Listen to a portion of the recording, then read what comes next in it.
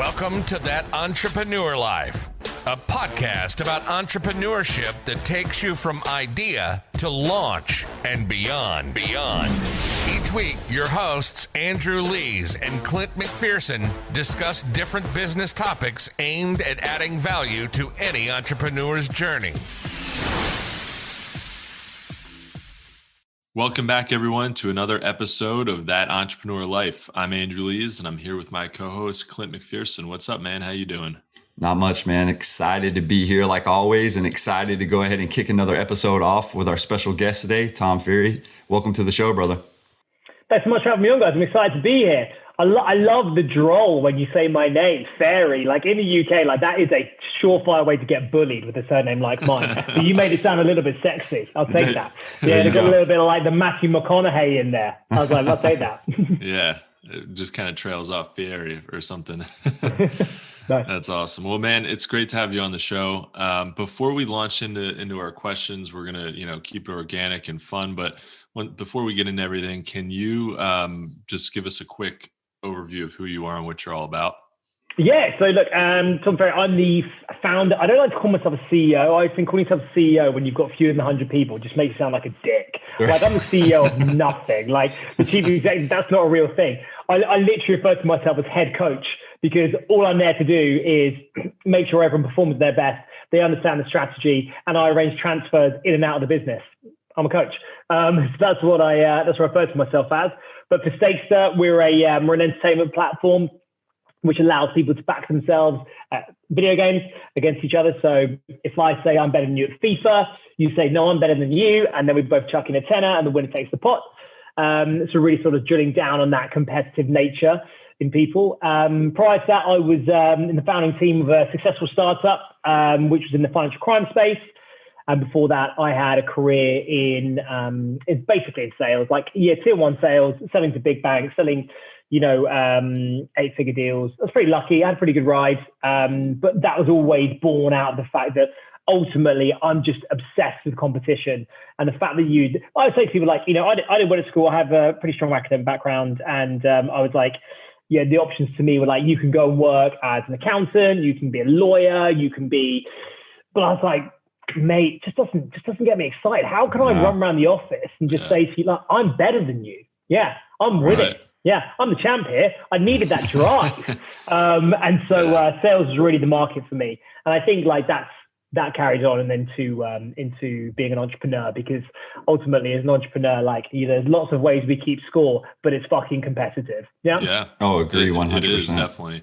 Yeah, I mean that's perfect. If you're really competitive, I think entrepreneurship makes a lot of sense. You're going to be an entrepreneur, or you're going to be a sales guy for somebody else. So might as well be a sales guy for yourself. Correct. Yeah, man. So Tom, I mean, as a founder and investor and a founding member of a company, and can you take us back to when your entrepreneurial journey actually started and what it is about entrepreneurship that really gets you fired up every day? Great question. So I had literally no interest in being an entrepreneur. Like honestly, like I was earning some sweet quiche. I had a sexy car. I lived in a place called Hampstead in London, which is like the Beverly Hills of London. I was living a cool time. And I was like, why the fuck would anyone start a business? Like, why? Like, I mean, I barely work. Like, I'm way ahead of my numbers. I'm living the dream right now. And I remember the exact conversation. This guy, Vish, who's who was the founder, the pure founder of the previous company. We kind of followed him and called ourselves founders, but he was the real guy. And he sat me down and he said, he could see that I wasn't quite in. Like he approached me about doing the gig, and I was like, he could see I wasn't quite in. And he was like, and he said, Tom, I just want to ask you a question. I was like, okay, what is it? He goes, what's the name of the guy who started Apple? And I was like, Steve Jobs. And he goes, yeah, what's the name of the second guy? And I was like, Steve Wozniak or something. And he goes, what's the third guy? I go, I don't give a fuck. I don't know. And he goes, that's exactly my point, bro. No one cares who came in later. They just care about the people that started it. And I was like, fuck, I'm in. Yeah. And then it just kind of like, I kind of got into, and I slipped into it, and it was like, I got there, and I think a lot of people can relate to this. You join a company really early on, and you get really into that buzz, and you feel that super speed and that hyper growth.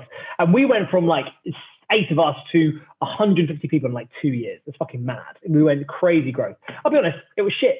Because like, you know, you lose that, you know, being part of that huge expanse. You're not really a startup anymore. You're just a hiring machine. That's all you are. You just, as a founder, you're just hiring all the time. And like, you're always focused on raising the next round, and you don't really get to do any of the cool stuff that you enjoy with the innovation.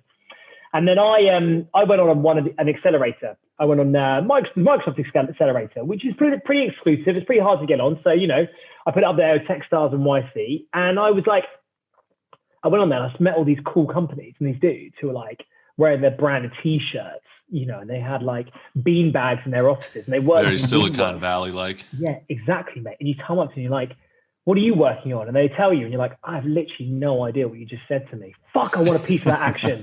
Yeah, like I want to start a company that no one understands. And then, so I was like, I got to fucking get into this. I didn't really, and then, yes, that's kind of, I got addicted to that space. And the thing about startups is that it's so vogue now to call yourself a founder. Like, it's so like everyone calls themselves a founder. Fuck off. Like, you know, like just because, you know, people like, I respect people who start things like coffee shops and so forth, but you're not really a founder. You know, you're just a small business owner. Right. I mean, people call themselves founder all the time. But there's something about the startup. And if, by the way, to call yourself a startup, I believe that you have to be creating something new. Yep. You can't just be improving on something in the past. You can't be like, okay, I'm going to open up a restaurant that sells, you know, that makes better burgers than, Burger King. Yeah, that's not a startup.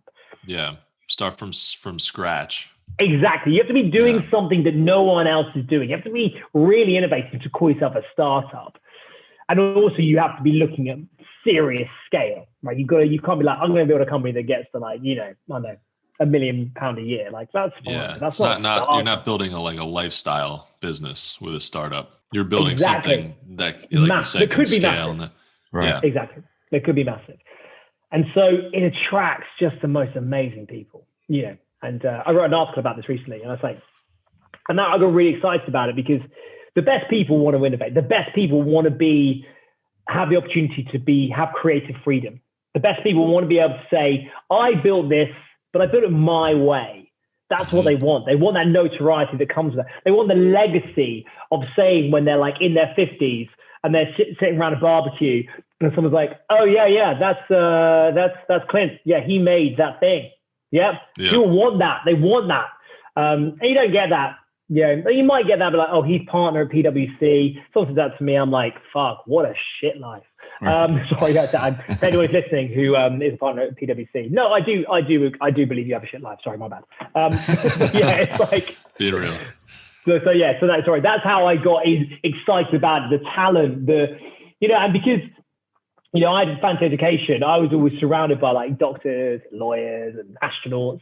And my brother worked for NASA. You know, I was always surrounded by those kind of dudes. And I was like, maybe this is like the pinnacle. Like, and I work for an investment bank, and I was like, maybe that's where we should be. But actually, the real talent doesn't work for big companies.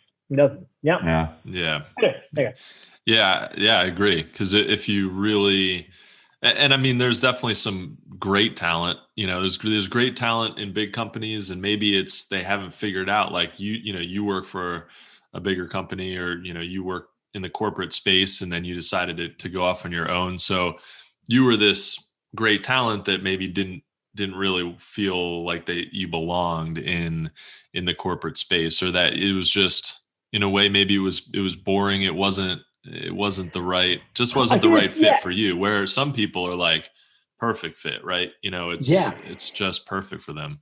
Yeah, I agree with you. I think there's something about like, you know, and, you know, I'm going to call you out this straight away. Straight argument, straight fist fight on the podcast now, guys. Love it. Yep. Okay.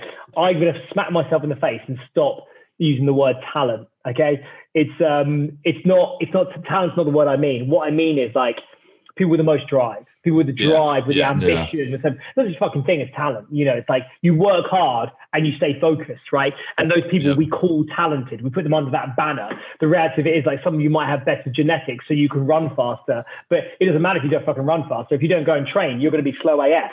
So that's the same with business. And I think that's what a startup attracts, is people who want to just work so passionately. They want to innovate. They want to change. They want to improve. They're desperate for feedback.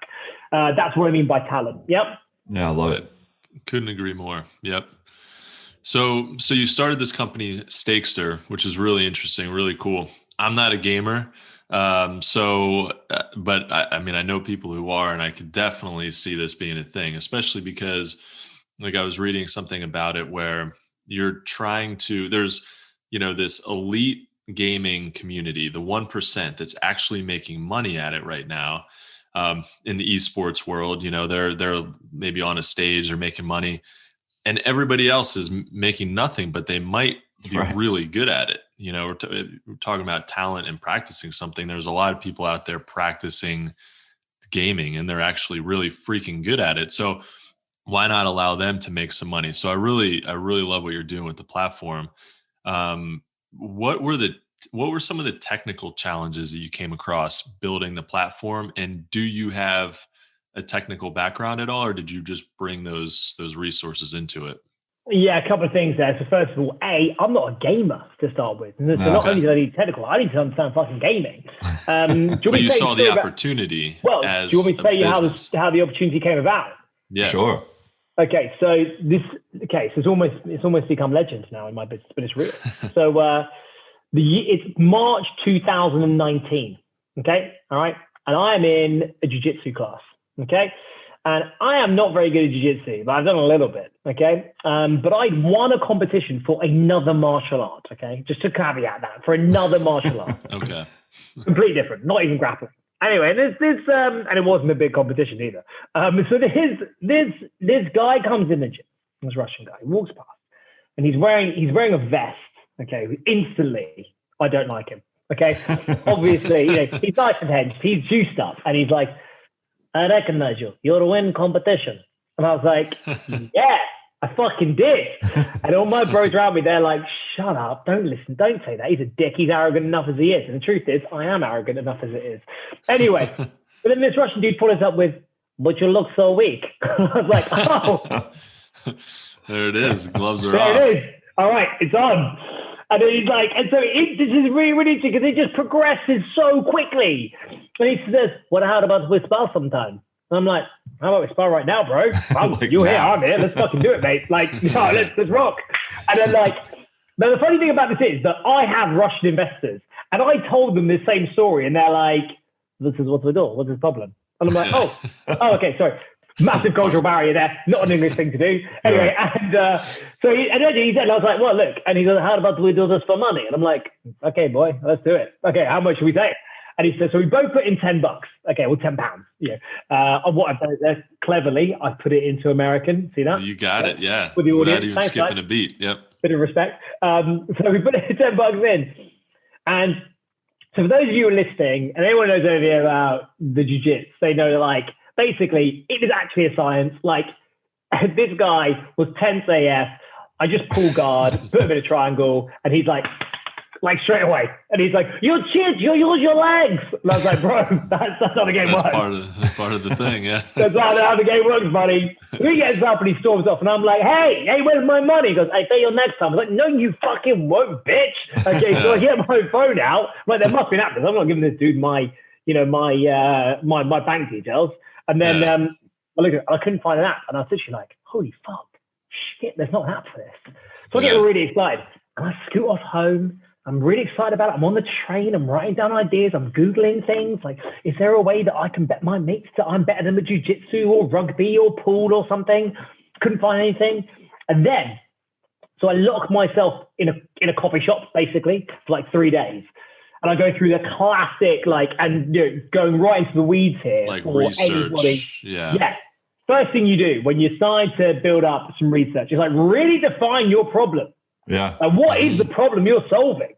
Mm-hmm. What is the solution? So what am I actually doing here? What was I actually creating? Yeah. The second, how am I going to improve that? But then the third thing was who the fuck am I doing this for? Right. Okay. Mm-hmm. And that's when I was like, do you know what? This is all right for sports, but it ain't that massive. I could just get some money out of my pocket. Yeah, we're in a... Yeah, you could Venmo or we don't Venmo. We don't Venmo in the UK. And we're a cashless economy. We don't really carry cash in the UK. Unlike America, where everyone just carries around wads of money. Exactly. Hey, I don't. No wonder COVID's spreading so quickly with all this money. Exactly. That's fair, yeah. Anyway, and I was like, I was like, I gotta get this game. Game is where the party's at. Like, I don't meet these people. I don't know them. They're faceless. I don't trust them. Also, I get into this wormhole and I'm like, oh my God. Like, so I found my brother. And my brother, he was one of the first ever pro gamers. So I hated gaming, obviously, because, you know, if your older brother does it, like, that's what losers do. So, like, I hated gaming. So I get on the, so I phone him up and I'm like, what do you think of this? And he's like, he's like, well, I don't think it will work. He's nerd. He's like, but actually, he said, because the elite, they do this and they make loads of money. But if the elite are doing it, I mean, other people want to be the elite. Remember, right? Everyone wants to feel like a fucking rock star. Yeah. Okay, like how many times, if you play an instrument, have you been at home and been like, I'm playing a gig to thousands of people in my brain? Yeah. Yep. Oh, or exactly. And whenever you ever been on the punch bag and be like, I could fucking knock Mike Tyson out, just as an FYI, I could not. But like you're on there, and you feel great, you want to feel like a rock star. So like, I was like, we've got a great, and this is the term we have, like esports for all. This is the first phrase that came into my mind. But I was like, I don't know anyone. So I need to build my network. Now, second tip, accept that you know fuck all about anything if you're a founder. Just accept you know nothing about anything. You might think you're an expert, but just assume that you are not an expert. Have that beginner mindset. Find other people who are going to enhance your knowledge of that market or anything. And although I had been through the process, and although I knew the basics of starting a business, I didn't know anything about esports. I could research it, but I was never going to get the kind of knowledge that other people were going to get. The beauty of being a founder is naivety. Like, I didn't care about how hard it was or how big a problem it was. I didn't give a fuck. I just backed myself to go and build it better than everyone else. Okay. I genuinely believe that if you come from industry, it can be a negative because you have fear of what can be done. You're trying to find a reason it can't work. Rather than if you're outside an industry, you're always looking for a reason that it can work. It's really basic. The more you know, sometimes kind of boxes you into this, you get this preconceived idea of what the limitations are. And when you don't know about something, you're immediately breaking out of that. And you might find out pretty quickly, hey, I can't do this, but at least you're willing to go a little further and just explore all options. It's exactly what it is. So, and also, by the way, just an FYI, all the people that were in that game, that space, were like, I don't think this is going to work. Interesting. Okay. We've outperformed everyone else on the planet. So who cares? Fuck you. So anyway, I get on the phone to a friend of mine, Monica, who's now in my team. I was like, Monica, I know you used to PR for EA Sports, right? So I phoned her up to say, like, I need a CTO. I need someone technical to come and work with me.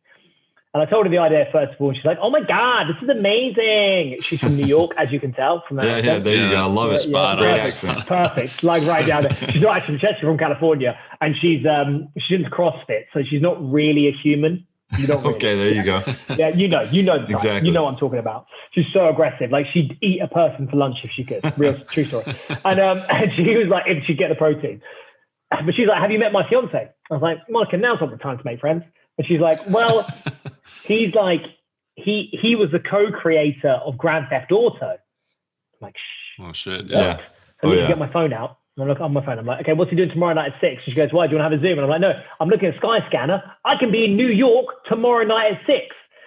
So she's like, all right. So I literally hop on a plane. I fly from London to New York, pre-COVID.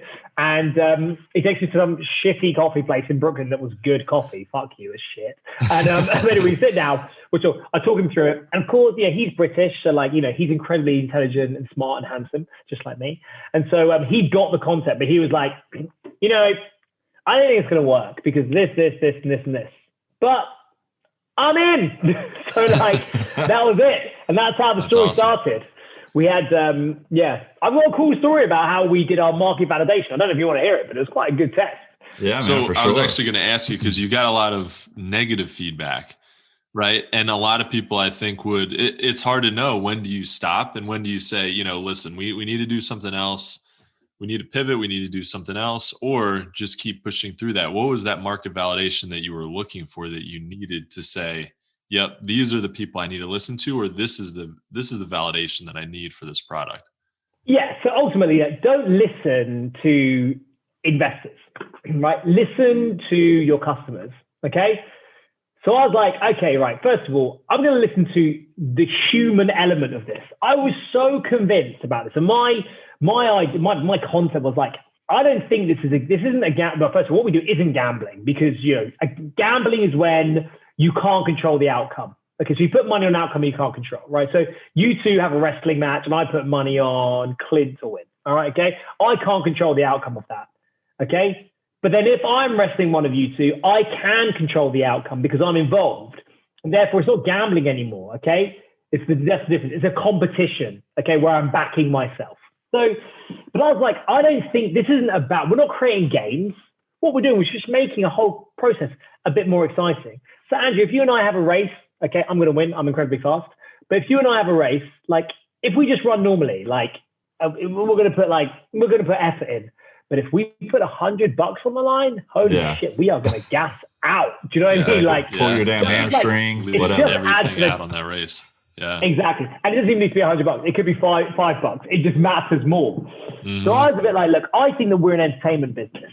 So what I did was I was like, how do I prove this? How do I prove this to myself? How can I validate this as real? Because that's just a hypothesis. I need to test it. I say this to founders all the time. Like, if you've got a hypothesis, just test it. It doesn't matter how you do it. Just find a way to test that hypothesis. Because that's going to give you two things. One, it's going to prove whether it's right, but also it's going to give you some evidence to go to investors when you raise money. Right. Okay? This is how I saw the world. This is the hypothesis that I proved, and this is how I can scale it. So what I did was I bought these shitty heart rate monitors off Amazon. I can send you them. They're like $10. They're awful. I bought like 10 of them, and I arranged for my mates to come over to my house for a FIFA night where we're just playing games, right? Play FIFA, Rocket League, whatever. Okay? And I put them on the heart rate monitor, and you can imagine they'll be like, what is this dick doing now? Who is it? Fucking hell. Yeah. Anyway, at that night, I'm just monitoring. I'm just like literally taking down the heart rate and measuring like what happens if we start playing for a pizza or a dare. Interesting. Okay. $20. And like those heart rates are like 70 resting, like going up to like 110, like 120 when you start playing for stuff. And I was like, if I can get that kind of response from someone by adding a bit of spice, I've got myself a business. So that's what I did. Interesting. Okay. So you kind of proved it. You didn't necessarily ask them. You figured it out from the science, basically. So you didn't have to ask them if they were more engaged with the money. Their heart told the story, basically. Yeah. So it's like the thing is, what that meant was, it meant that if I could convince someone to do it, I knew that they would enjoy it. Yeah. Okay. That was the thing, right? So it's that classic saying by Henry Ford. It's like, if you ask your customers what they want, if I'd asked my customers what they wanted, they would have wanted faster horses. Right. Okay. Yep. So like, if I ask people before it's being created what they want, they may not really understand. So then what you have to do is that first thing is like, if I do get them in, are they going to have a better experience? And then becomes the distribution, the acquisition of those customers. And so then I literally for that, I did a survey. I went onto Facebook, I created a survey. I tell you specifically what I did actually. I bought a set of SteelSeries headphones, which are like super gamery. And I was like, I should have giveaway. I was like, put in this survey and then the winner gets a set of SteelSeries headphones. Yep. And I got like 1,500 responses. Of those 1,500, 400 of them are now customers. So did you run an ad to that? Yeah, I just ran an ad. Literally, it cost me like $1,000, I think. Like the all in, including the headphones. They're like $300. Yeah. So like it was all in, about that much. Which is fairly punchy, but like I was winning customers. I was getting traction. I was getting people. I was getting some data. I had enough then to know like, who are the kind of people that do? What's like the standard they would be willing to put on? Like, what is it that prevents them from doing it? What are their fears? What are their ambitions? And then it really resonated with me. Like, people want to be part of this world. They want to feel like rock stars. Again, it just highlighted it for me. So that's how we knew. And then we raised a bit of money off the back of that. And then off we went. Love it, man. I love that. Honestly, not to me. I don't know if I've heard of too many people doing a Facebook survey to get some market validation, but it's perfect. It's a great way to just easily get some actual feedback, and having a giveaway just adds that extra element to it. Exactly. Yeah. So Tom, you just mentioned about raising some money. So I know late last year you went through like a $2.7 million seed round of funding. What was the experience? You so disrespectful. Man, How dare you? if not more, man. I might have put it. Seed. I might have put it. Dollars, 4 million. Yeah. 4 million. Okay. Dollars. Yeah. $4 million. My bad on that. But what was the experience like for you, and how has the cash helped you build your business? Quite a few questions there. So first of all, we had a quite interesting story. So when we first started raising money, like the number of fuck offs was big. Like, we started raising, like, I don't know, I had enough money to fund for a bit, right? Okay. Right. I was doing okay, but like, once people start working for you and people start getting, people will work for free for a little bit. Then free is the wrong word. So people will work without being paid a salary for a little bit. Yeah. But then you've got to start paying stuff, right? For sure. And there's costs with that. And so we had to raise some money. And we needed we're an expensive business because because you're involved, because you're doing something with money, you have to be robust before you can do anything. And also we have quite big legal costs to begin with, because we had to prove to the world that we weren't gambling. So, so I didn't go small. I went to the 2 biggest gambling law firms in the world to prove that, right? Okay, I wanted to get that advice. We wanted to get it play right from day one. Mm-hmm. And so we had, that's an expensive business. So we had to raise about $500,000 pre-seed, okay? And we raised that exclusively from angels. And it took me 9 months. And I got told to fuck off so many times. At the beginning, I started raising I had a network of VCs from day one because I'd been through some rounds before. I had a bit of a network. And I'll tell you what, dear God, did I embarrass myself. I just went in there and just said stupid shit. Right. These are really conservative numbers. And they're like, shut up. We don't want conservative numbers. We want amazing numbers. Get me excited. Yeah. It's all made up anyway. Might as well make them up great. Yeah, might as well fucking make it big. Go big. You know what I mean? So fucking stupid. And then there is obviously a spectrum to that, but I was too far this way. I started doing silly things I was talking to completely the wrong people. I was talking to people literally fintech specialists. They don't give a fuck. I was saying that my best investor is actually a fintech investor, but that's by the by. But and I didn't know them. And so I decided to, and again, if anyone wants to hear about the story verbatim, I've written a couple of articles on Medium, which they can check out about the step-by-step I did this. But I was like, look, what am I good at? What have I done successfully before? I'm a sales guy, right? So I just treat this like a sales process. Okay, and I wish I'd done that earlier on. So I did an email campaign. I went and got a list of people who were exactly the right criteria for me in terms of angels, and I did an email campaign. I don't know how many people I emailed, but I raised $500,000 from angels in 9 months. Okay. And it was fucking hard. Yeah. Right. Yeah. But every time I was presenting, every time I was pitching, I was getting better. Let me ask you a question. Did you buy an email list, or did you, how did you get that? How did you build that list? Good question. I didn't buy an email list, but what I did was I did hire someone to build it for me. So I didn't buy a list. Gotcha. So what I did was, Right. I didn't go out and just fucking buy a list. In fact, if you buy a list, they're selling that to someone else. Right. Yeah, exactly. 90 people on that list. But I knew the kind of person I wanted, but I didn't have the time to build that list. If I wanted 1,000 people on that list, I don't have the time to go and get 1,000 contacts. It's a shit use of my time. So what I did was I got specifically the kind of people I wanted to go after. Obviously angel investors within this sector, within this region, maybe this age group, these interests.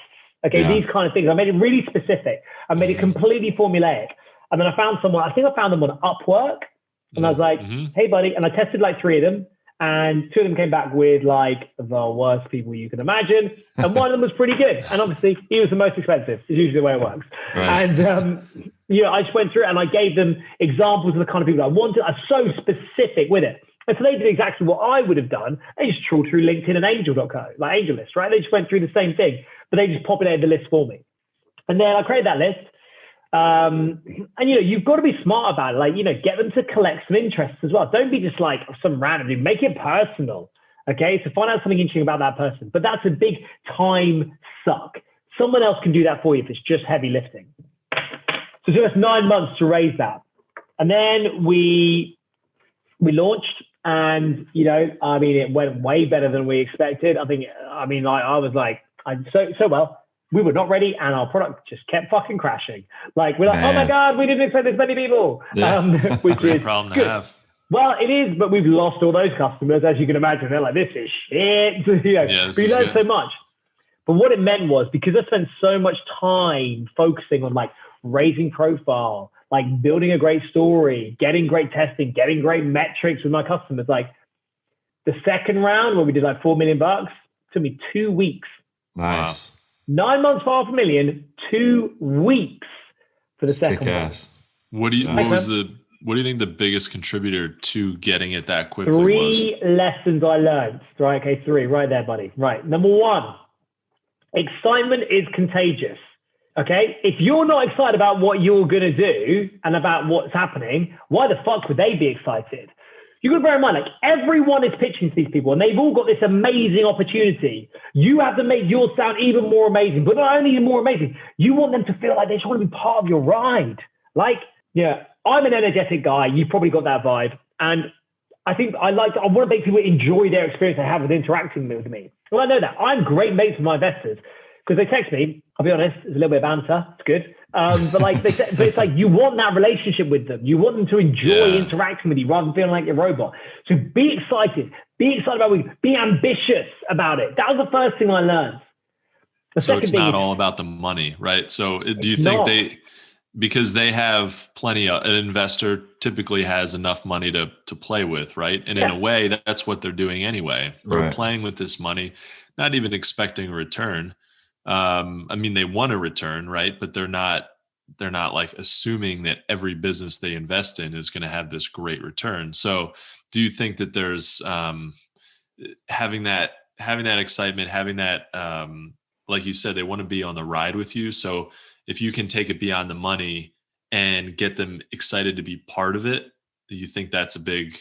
I think it's an additional part of it. Yeah, for sure. If they think that you are going to be, they're going to enjoy that journey more than if you've got 2 people that are like for like in terms of opportunity size, and one of them they find more exciting than the other, what the fuck are they going to go with, right? Exactly. Yeah.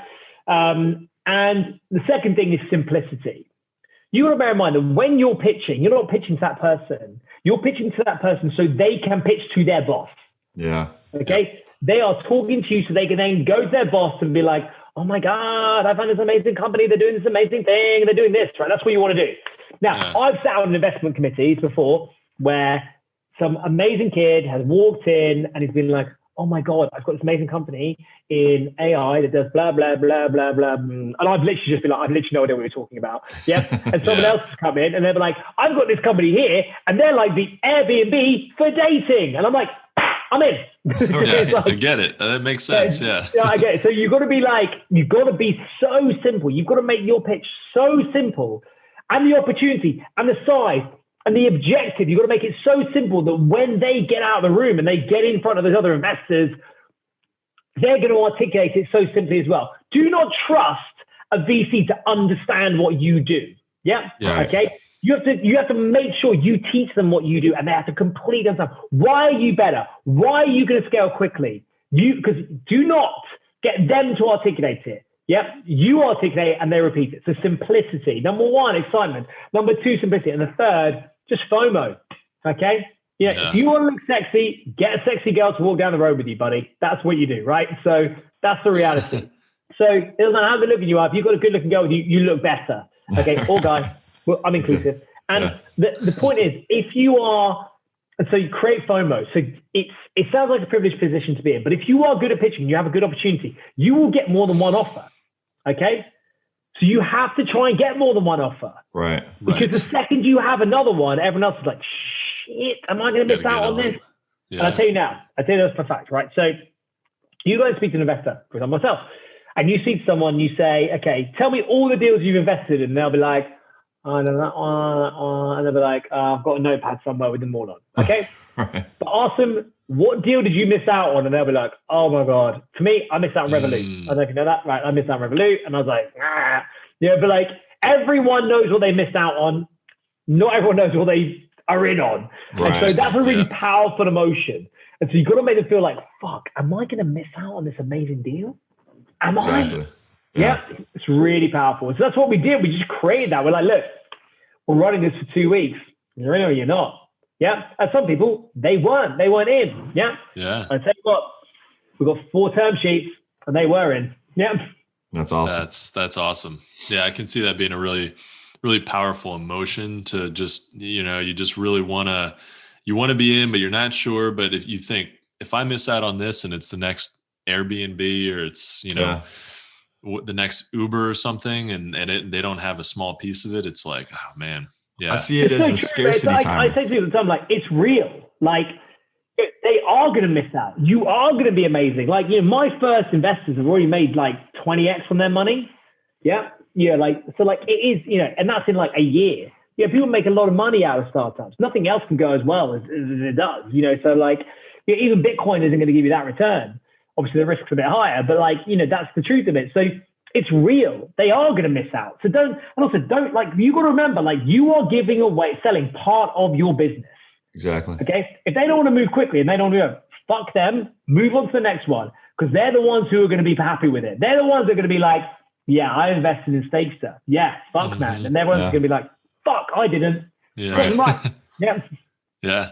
And then that probably makes every round a little bit easier as you start to build on that. Like, all right, well, I didn't get in last round. I want to get in this round. I'm not going to get, I may not get as big of a return, but. Well, we're pretty Machiavellian on that. If you didn't put last round, you ain't coming in this one, buddy. Exactly. You had your chance. Damn it. I can't do it. I can't get in. It's like that girl, who I turned down in high school, but now I'm like, come on, let me back.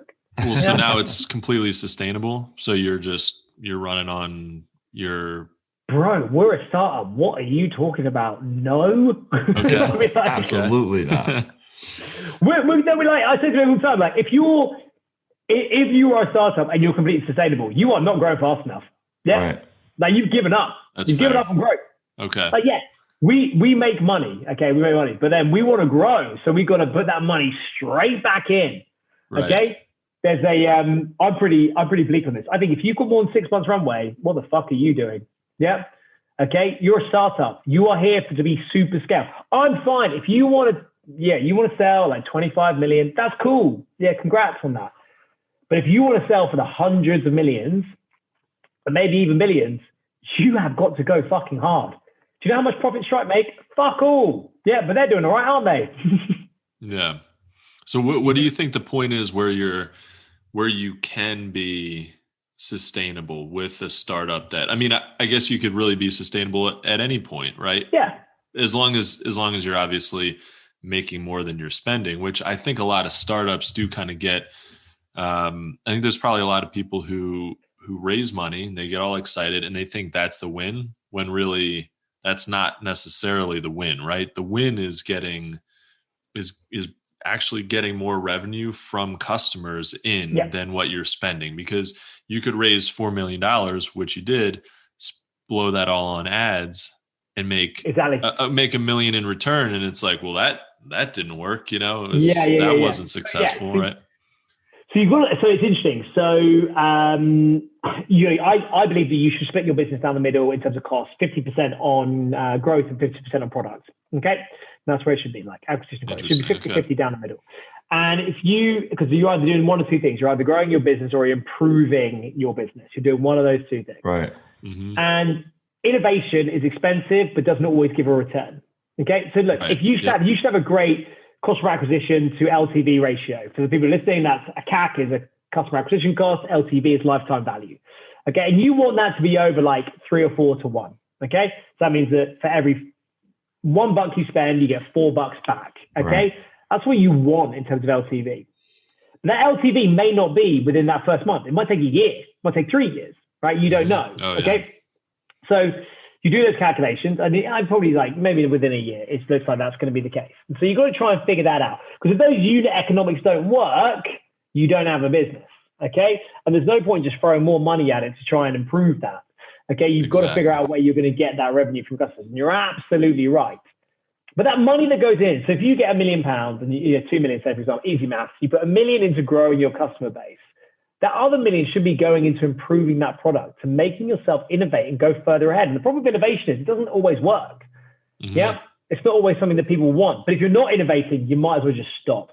Yeah. And the reality is, look at the innovation rates for big companies. They just slow down. And that's what allows other startups to come in and take the market. Right. That's They why spend Stripe more were on able acquisition. to. That's why Stripe were able to, because Visa and MasterCard weren't innovating, right? Yeah. That's what happens. Yeah. Yeah. Makes sense. I love that. 50-50, keep it simple. You're innovating. If you're just innovating, then you might have, You're a lab. Yeah. Yeah, you're not exactly. business, yeah. So you're not getting the customers in, the validation that you need for those improvements. And sometimes, like you said, those, the innovations don't necessarily get you. If you spend $1 million on innovating your product, you're not necessarily going to get $1 million out right away, but you're at least going to you're at least going to stay ahead of your competition and continue to be on the leading edge of it. Right. So, and you've got to do that. You've got to keep giving value to your customers. Yeah. Love that. So, Tom, through your entrepreneurial journey, from the highs to the lows, what has been the hardest thing about being an entrepreneur for you, or being a startup for you, since you don't love being an entrepreneur? I think uncertainty is always the hardest thing. Okay, right? Because you don't know what's going to happen. You've got to be comfortable with it, right? But you don't know what's going to happen next. Okay, that's hard. You don't know what's going to happen. You don't know how well something's going to go. You believe it's going to go well, but you don't know it's going to go well. You don't know if an employee is going to be amazing or they're not. Like, the reality of it is, like, you need super high caliber people. We don't really know if they're going to be super high caliber until they join. Okay, so there is always that uncertainty, which is difficult. I think the other hard thing is, like, you've got to figure out how hard it is on your support network, right? Like, it's all well and good, the dream of being able to, pay off your mortgage and go and live in a mansion sometime when you cash out. But the truth is, like, it's a hard journey for your support network, and seeing the how that affects them is difficult, because they're like, fuck, is he going to be able to pay rent this month? Do you know what I mean? Like, that's hard, right? Yeah, right. So, like, that's a hard thing you have to accept. And I think those are the things that I found difficult. I don't think I found, like, the pressure as difficult. I think I knew that because I've been in sales, so I'd known about the pressure of having to fix something in a really short space of time. I think I was familiar with that, but certainly the uncertainty was hard. Yeah, I can relate to that. I mean, when it comes to the uncertainty, I mean, taking the risk, again, you never know how it's going to play out at the end of the day. You never know what obstacles you're going to come across. You never know. But at the end of the day, as an entrepreneur, as creating a startup, you're taking that risk that a lot of people don't have the cojones to take, right? We're already a little bit unstable in the head, right? We're doing things that we're getting out of our comfort zone, that safe box that people create, that bubble. And we're continuously pushing the envelope to try to figure out how we can innovate, create, and continue to move, right? And so that's where I can relate on that. And I really respect that, Tom. It's something. Yeah, that's it. I think, like, one of the core things you have to be as a founder is you have to be comfortable being uncomfortable. You've got to accept that, like, it's going to be fun. It's going to be hard. Like, you're really going to struggle. There are going to be times when you want to give up. There was a time when I was walking back I'd just come out of the gym, and I came outside and I'd received 3 rejections from investors and 2 rejections from payment providers who we wanted to work with, all in the space of a half an hour walk.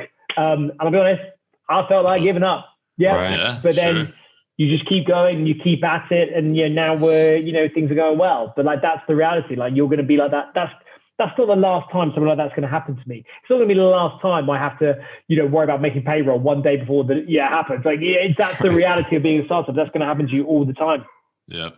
100%. Yeah, it's not always quite as sexy as everybody like to make it out to be, right? I mean, there's always, I actually think if you've seen the show Silicon Valley, it kind of plays on that a little bit. One episode they're way up, everything's perfect. It seems like how could they fuck this up? And then they do. Next episode, they're all the way down to the bottom, and it does feel like they make it extreme. The highs are very high in that show, the lows are very low, and it's a little bit extreme and, dramatize one way or the other, but it's kind of like that. There's a roller coaster some days. Sure. You open your email and you see an email from a client or from an investor or whoever, and it's, it's not favorable, and it's like, man, I don't want to do this, Right. So, and then the next day you get this great sale and makes everything better. So yeah, that 100% agree with all that.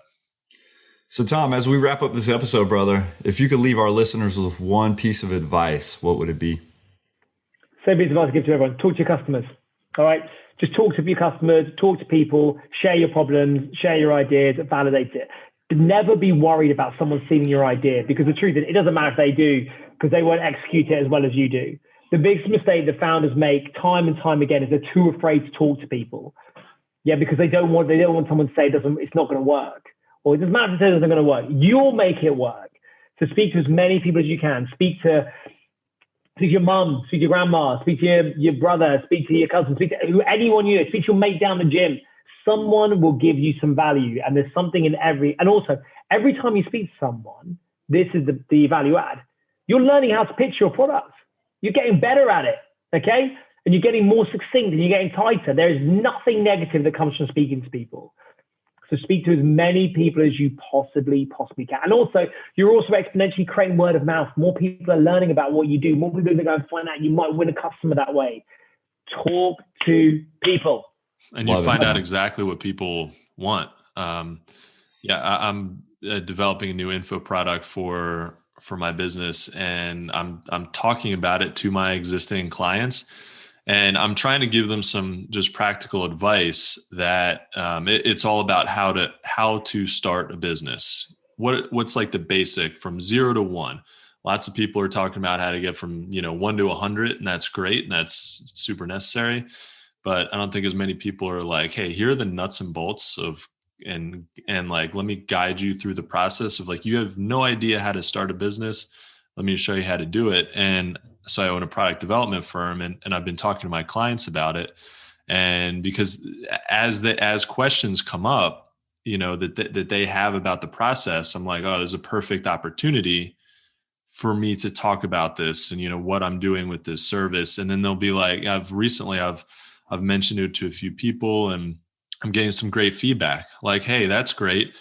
Can you actually take it a step further and do this, this, and this? I'm like, all right, I hadn't thought about that, but maybe I can, So it just really gives you a great idea of, hey, maybe there's actually a more expensive follow-up product that I can offer, or like a done for you type thing or whatever. But it's so important to not just be in a bubble and create your product over there and not talk to anybody about it.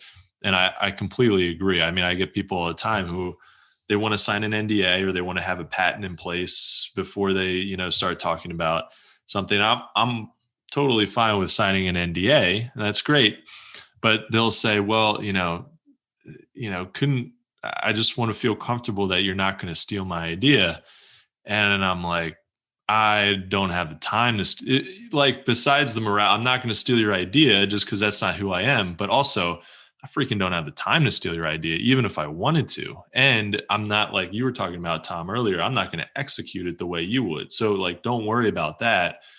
I stay in my lane. I'll let you stay in your lane, So I think that's the most important thing. And just getting feedback and getting your idea out there is important. And that doesn't mean that you go tell you don't advertise. Like if it's something that you're trying to patent and kind of keep in a small circle, that doesn't mean that you just get online and start shouting it out and telling everybody about it and posting it, because then, there's some restrictions there with patentability.